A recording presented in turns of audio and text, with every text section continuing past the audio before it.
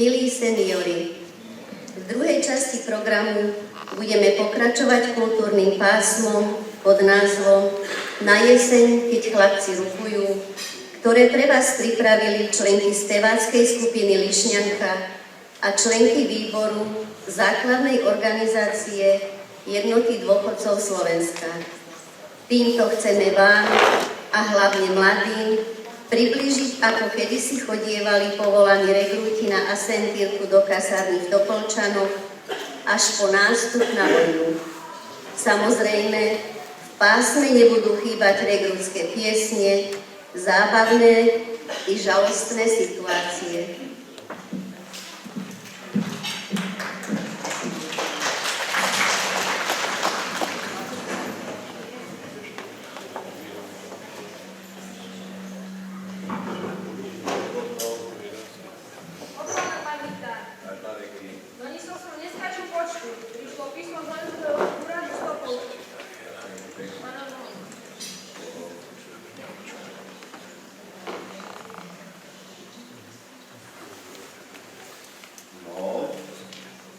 Jak ma oči nekladú, toto písmo je vážno.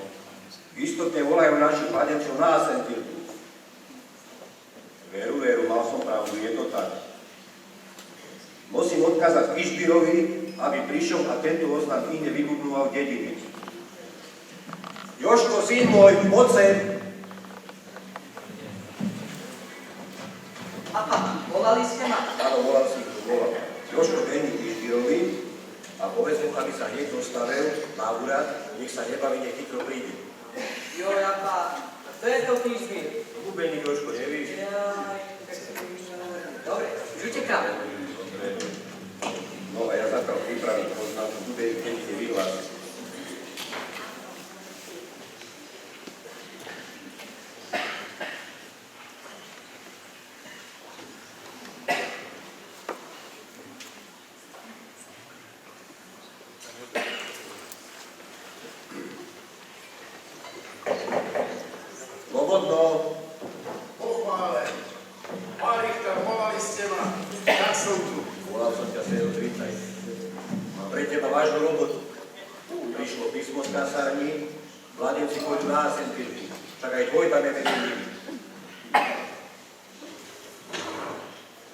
Zober bubeň a vyhlás tento oznam dedine. Ale bubnuj porane, aby to všetci odčuli. Nech sa nepáči. Dobre. A pojednou byť takto nebol. Práve to tak. Mám obavu, aby si nebudnul jak naposledy falošne. Dobre, radšej potom to vybavíme. Poď ideme pre bubeň a strávime to najlepšie.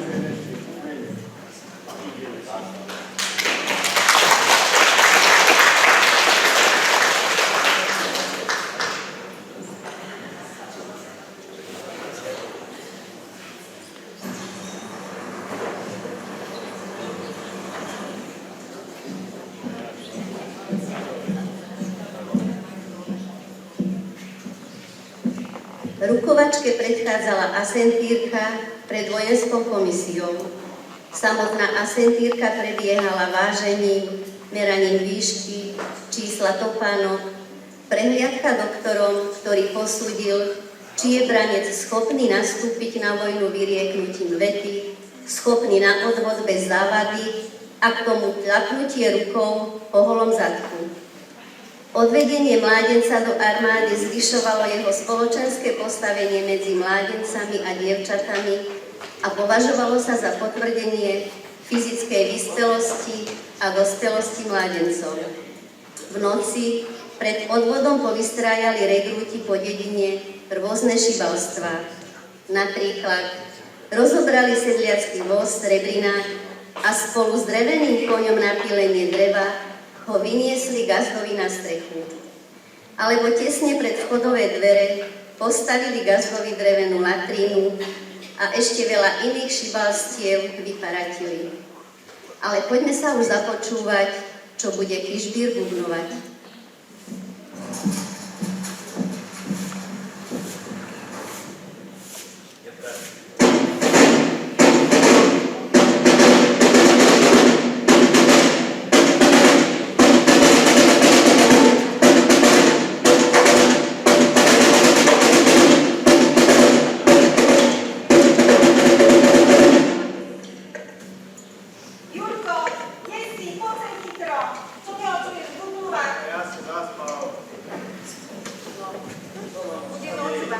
Ale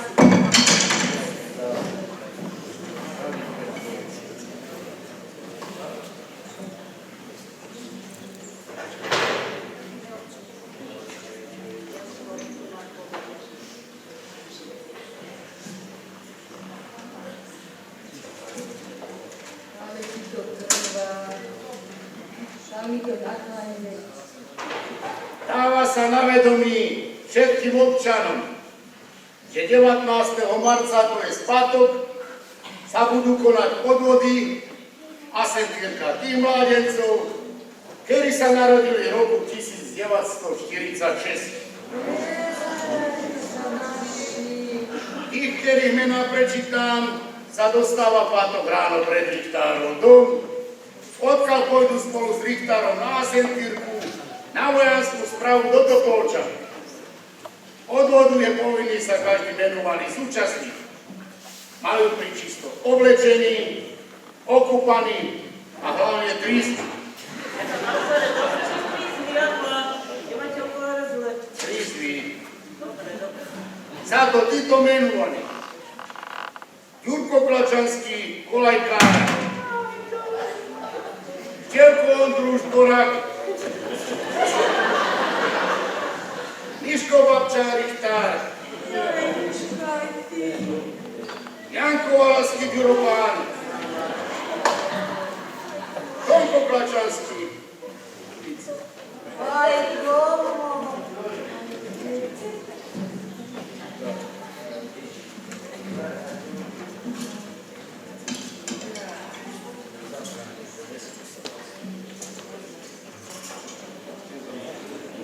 Synáčik môj, milený, čo ja si len bez teba počnem, keď ty odídeš.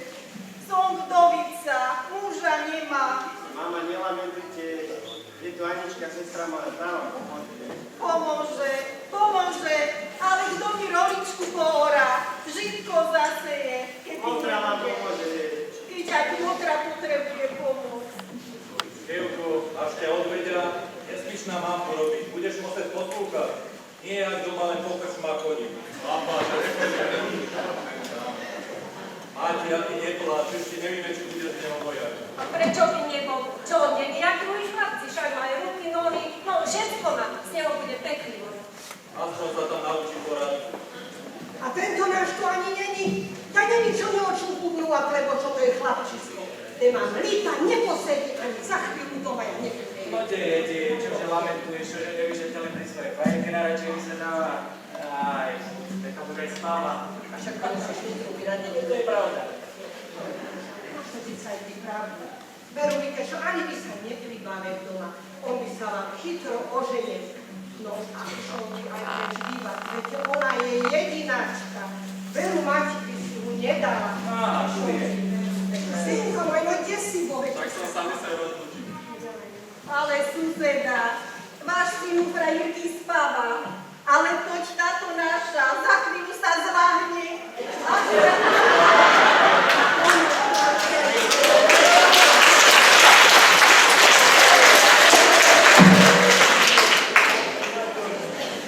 Jaj, Miško, Bože, prebože, kdeže ťa to len dajú? Ešte ide, mama, však som tu. A keď budem odvedený, potom plašte lamentujte. Vy doma aj zavod kazania. Tomko môj, ličia teba zoberú, ty si taký maličký, slabočok. Na čo by si tam bol? Ani plínku neuniesíš. Voda do tej kuchyne mám, aj zoberú ma nám. Ale máči, čo to o ňom vyprávaš?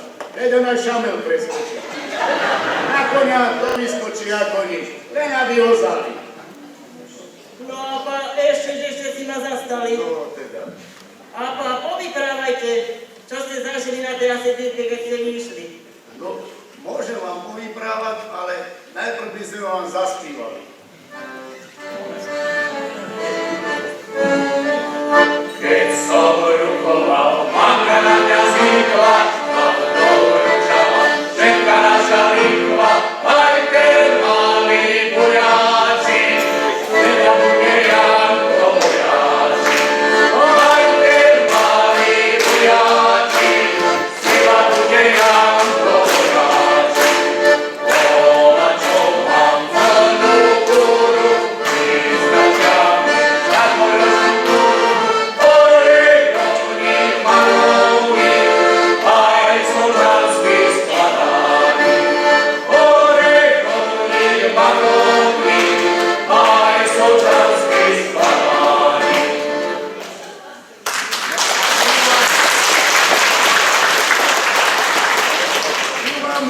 povyprnovať, jak som ja išiel na Asentírky. 15 richtár zobral, naložili nás na voz, prídeme do Topolčan, sme tam boli do začasu. Tak richtár hovorí, ideme po jednej chvíľke si za teby dáme. Čo aj bolo, možno aj viac.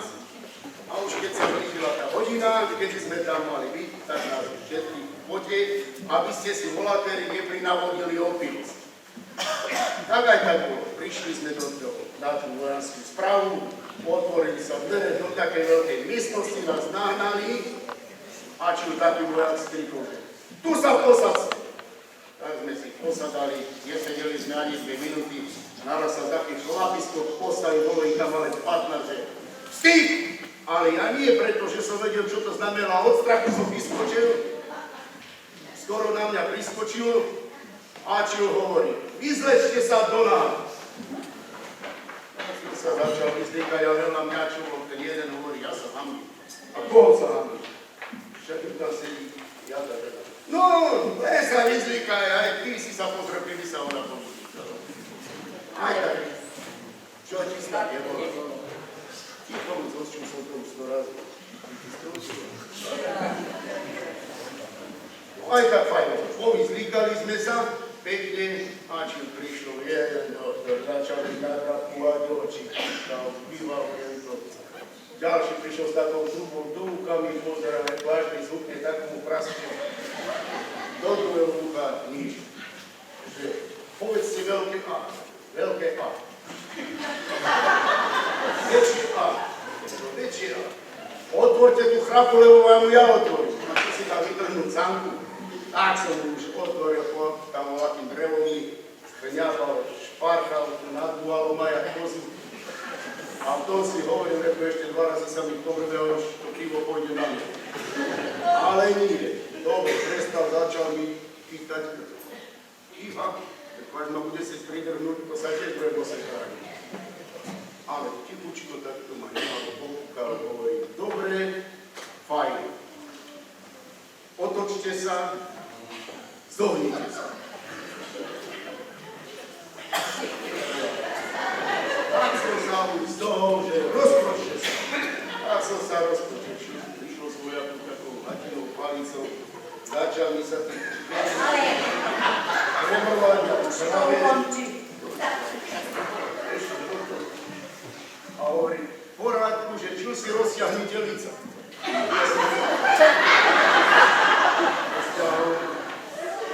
Čo ste ruky, rozťahnite si to lica. Čo neočujete, rozťahnite si to lica. Tak som sa už postavil, reku, nehovorte mi tu, rozťahnite si lica, a nás si tu boli ma paplu, kde na to. A on, že, čože to je teto lica, že teto lica. Čože to sa lica točilo, tu som to mal riť. Tak som sa už z toho začal sa rukavicu si natiaľ na poriadku boxu. Počkaj, zohnúť sa, až ma tam zlatýho a ja si hovorím, môžeš dolúvať koľko ste. To som ho nátril. A už pokúka hovorí, v poriadku, povlečte sa. Obličkali všetci, jak sme tam boli, pôjdete tam za to. Neviem, či to bola doktorka, alebo sestrička. Takže pôjdete za ňou a tam vám už vysvetlili, čo budete robiť. My sa povyberali za ňou a ona vyťahovala poháre z takého koša. Kupáci budú nalievať. Ale nie, ona v ránu hovorí, že pôjdete na toaletu a donesiete nám vzorku moču. A už sme to zobrali, chvála Bohu, lebo tie bývamo už aj tak tlačili. Ale v prvom rade pôjdete. Ten hajzel sme prišli, keď bol hodil sekeru, aj to neprepánil, lebo koľko tam bolo dymu. A ja kričím, že choď ustať, lebo ja sa tu docúram. A vtedy, že ja sa nemôžem vyšťať. A ten druhý, že ani ja. A ja som tam letel, otvoril som tie dvere, dobrá som, viete, pohľad, tu do toho. A ešte aj do toho hranta ostal. A on hovorí, že môže to byť? Môže, čo vidie, keď je taká žadostivá, kde sa naučí. Však keď sa čo vidí moc, tak odvej. Odval a mal pravdu, lebo je už prišli tam. Čítala mená a terémeno prečítala na ten papier, si ten pohár postavil. Začal ťahovala na mača, kúkala, zapisovala. No, ale keď povedal som, že zobrala si štamprlik, začala rývať, hovorím, mal si pravdu, je to moc na toľko nevypne. Ale on si hovorí, že nie, že to sa skúmavky môže ešte aj na nízku pôjdeme.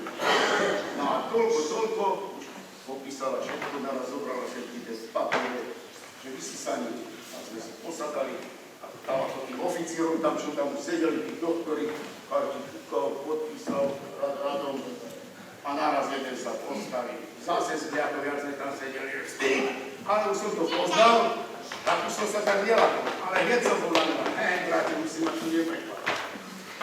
Prišiel za mnou, pobuchal po pleci, hovorí, odvedený, schopný, čakajte, povolávať sa.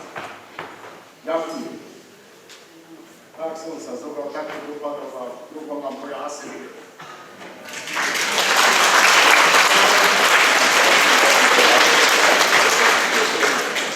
Keď som bol ja na odvode, bol tam so mnou aj jeden cigáň.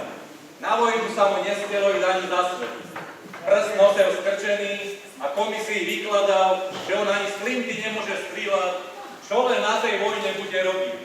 Doktor sa ho pýtal, Dežo, a to máš od narodenia ten prst taký skrčený? Nie, pán doktor, to sa mi neskorší stalo. No a predtým si ho jak mal? Tak to mi stalo!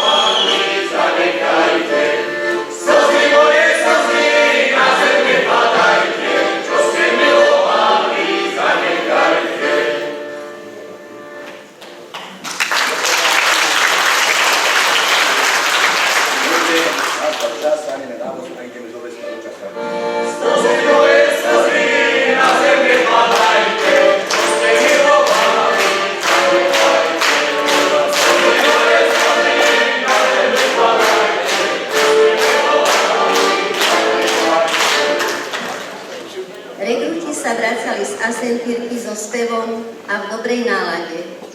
Na košeliach mali pripnuté sabačáky, ktoré boli dôkazom, že sú odobratí za vojakov. Naopak, matky odobratých rekrutov boli smutné, lebo na gazdovstve im budú chýbať pracovité ruky. Po príchode z asentírky Richard pozval všetkých odvedených aj neodvedených mládencov do krčmy, ktorú mali v ceste na kraji mesta. Vy starší sa určite pamätáte, ako sa tá krčma volala. Pamätáte sa? Správne. Stará hruška. Richard rozkázal krčmárovi, aby všetkým nalial pálenky do mirky. No zdá sa, že rekruti sa vracajú, lebo počujeme spevy.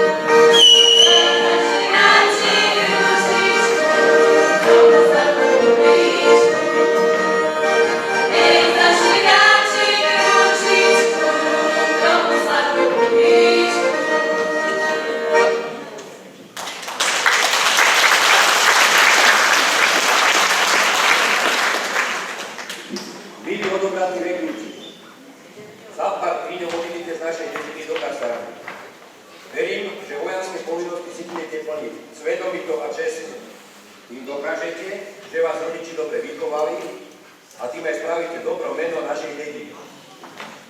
Čo vám môžem povedať na vás, aby som na tej vojenčine daril?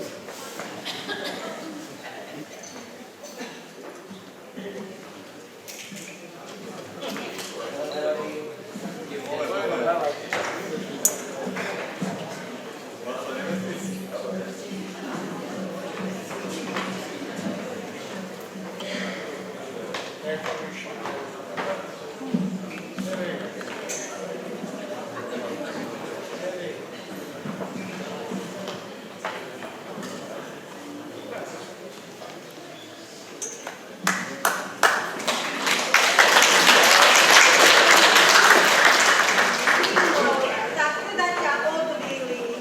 To som rada, že aspoň vím, že si zdravý. Práve ľudí vlasy mi ozbiehajú. Ty ešte narastia. Vidíš, Tonko, hovorila som ti. To kozáčom Riko si nestiela, tak to dopalo. Učil. No, nevadí, nárok. No, keď len vyriešil zoberú nás. Lebo sa naraz za 150 cm jak ja. No ja...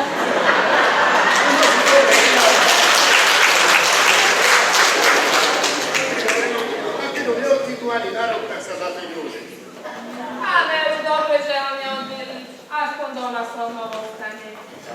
Regrúti, kamarádi, to bolo narikané a plaču. Poviem spraviť porádnu regrútku muziku. Žiadne také, aj pripoďte pekne domov, ale zvládli si veci, ktoré budete potrebovať, aby ste na voľačo nezabudli. Len poďte. Pán chalani, potom sa stretneme v užitku. Užitku!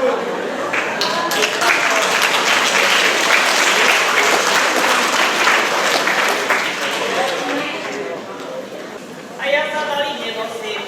Katka, my môžeme všetko vidieť. A pán, idete s nami? Pravda, že? Láza, dnes sa jasno nemusíš volať papa. Idem aj ja.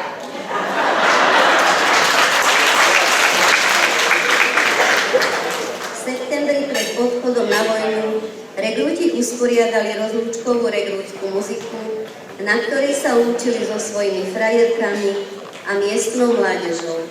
Taktiež sa lúčili so svojimi babkami, krstnými mamami, ktoré im dali svoje požehnanie a nejaký peniažtek na cestu.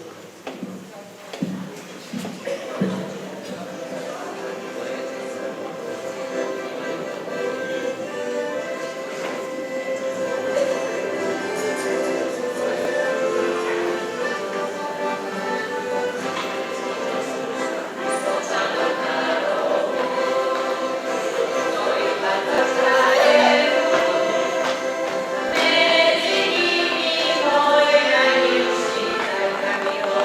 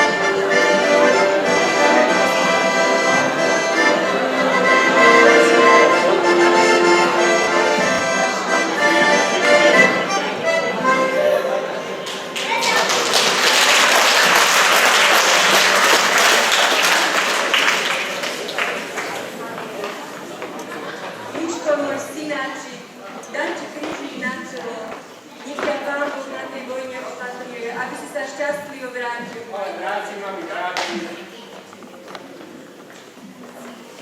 Dievko, môj, no keď už pôjdeš na tú boj, tak sa počúšaj.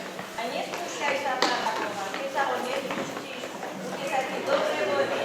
A za chvíľu je to. A Dačke má poruku, ale máme nepovie.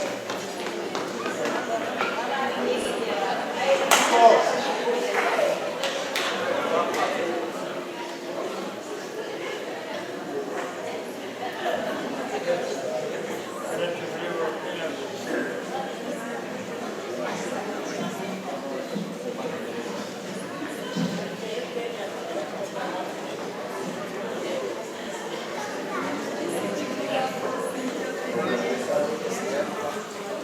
Milí vojaci, Jako Richterovi pripala tá čest sa s vami rozlúčiť a poprať vám od zdravá a šťastia. Vím, že vám bude za najbližšími clivo, ale na každú bolesť sa nájde medicína. Vy si zvyknete v kasárniach, vaši rodiči sa uspokoja. A keď budú potrebovať pomoc, radi im pomôžeme. Nie, že nám na tej vojančine spravíte hanbu, že by vás musela vojenská eskorta napitých jarku vyťahovať, alebo do voľakej fifleny z postele rovno do hárečku strčiť a tak si zbytočne vojnu predĺžiť. Dávajte si preto radšej pozor a poslúchajte nadradení. Ešte raz vám za všetkých našich občanov prajem zdravá a šťastia.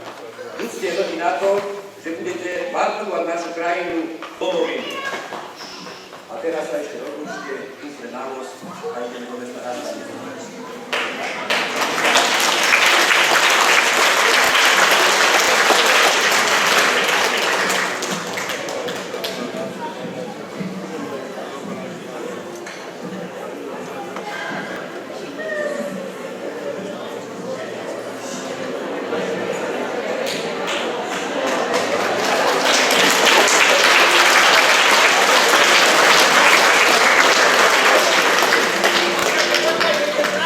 Možno, že len doma